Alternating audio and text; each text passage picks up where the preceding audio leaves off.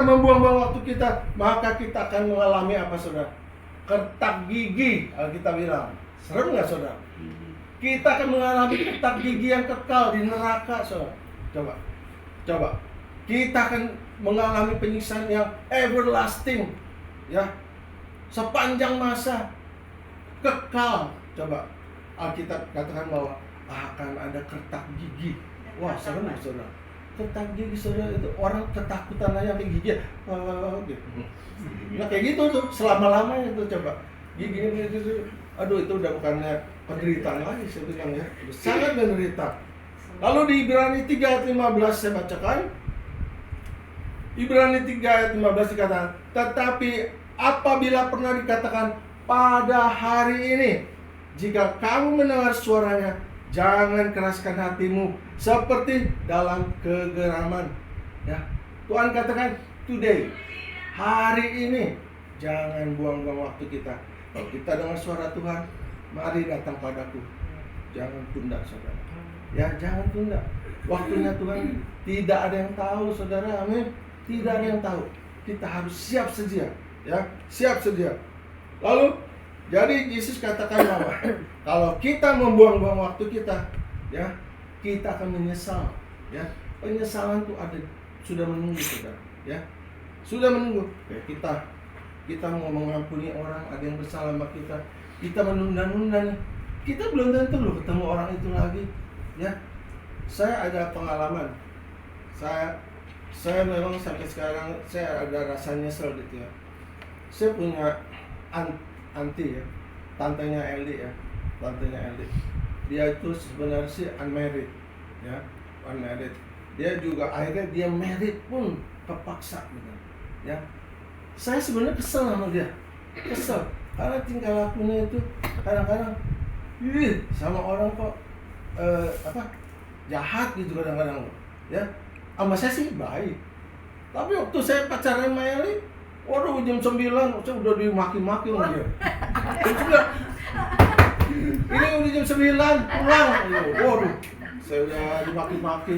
Saya bilang, iya. Udah gitu, kalau datang lagi nih, dia tahu kan saya gunting rambut. Bilang, guntingin rambut gue. Lu kalau jelek, gue cekek lu. Sama yang ngomong gitu ya. Orang kasar banget ya sudah. Eli, emang lucunya tantenya kuntilanak. Udah gitu tuh sama orang, jadi kalau yang dia nggak suka tuh, saya nggak suka gitu loh. Saya bilang, tapi setelah akhirnya dia udah meninggal sih. Cuman setelah dia meninggal, sebenarnya dia sayang banget sama saya. Dia tuh sayang banget. Sama anak-anak saya sayang banget. Wah, sayang banget. Saya bilang, saya tahu dia sayang, tapi tindakannya itu kasar, gitu. Ya. Kayak misalnya ada tamu nih, sini ada makanan enak kan? Pas sebelah rumah saya ada tukang gado-gado enak kan? Akhirnya saya anterin kan, nih tante, sini, Cik, sini Cik ya, gado. Tau nggak? Dia lihat, dia mau keselnya marah. Eli pulang kerja langsung dia, tuh laki lu tuh, katanya, nanti yang cincin tuh, katanya. Jadi bukan dia yang cemburu, dia yang cemburu sama saya gitu kayaknya. Saya bilang, saya bilang, oh saya kesel benar, tapi nah itu ya, kesempatan tidak terulang 2 kali. Jadi sekarang saya rada nyesel juga gitu. Aduh, kenapa ya, saya tuh nggak menyenangkan dia juga gitu loh, ya. Maksudnya ya saya biasa aja sih gitu. Dan kadang-kadang kalau saya ribut sama dia saya suruh pulang ke Cawang, ya. Tapi udah pulang ke Cawang saya kesian, saya ambil lagi. Jemput dia kesian, saya bilang. Udah dijemput lagi, udah nih. Ribut sama Eli. Besok kan ribut sama Eli. Udah lu pulang lagi ke Cawang. Akhirnya saya bilang, kesian kalau dia di Cawang sendirian nggak ada yang ngajak ngomong. Papa mama juga kayak nggak terlalu nanggepin dia. Saya kesian. Kita jemput lagi saudara. Sampai rumah begitu juga. Tinggal lakunya itu kadang-kadang suka ngeselin gitu. Tapi setelah dia udah nggak ada, baru kita nyesel. Jadi ingat saudara, kalau kita mau memaafkan orang, mau mengasihi orang, mau mencintai orang, sekarang lagi hidup, ya kita masih bernafas nih, ya jangan buang-buang waktu kita. Memang masalah banyak saudara, banyak nggak? Banyak saudara. Kadang-kadang kita bersinggungan, ya sesama pelayan gereja. Kadang-kadang kita bisa bersinggungan saudara, ya bisa bersinggungan. Tapi ingat saudara, ingat kasih Tuhan. Saudara, Tuhan luar biasa. Sebobrok-bobroknya saya, Dia mengasihi saya. Amin. Amin saudara. Jadi kalau ada orang yang menyakiti kita, ingat Tuhan mengasihi saya. Saya bejat, saya rusak, tapi Tuhan sayang sama saya. Jangan buang waktu. Amin. Amin. Jadi puji Tuhan, kali saya dengar kesaksian, saya udah dengar kasusnya Pak Agus.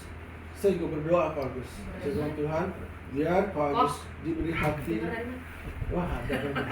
Thank you. Tembok pun berbicara.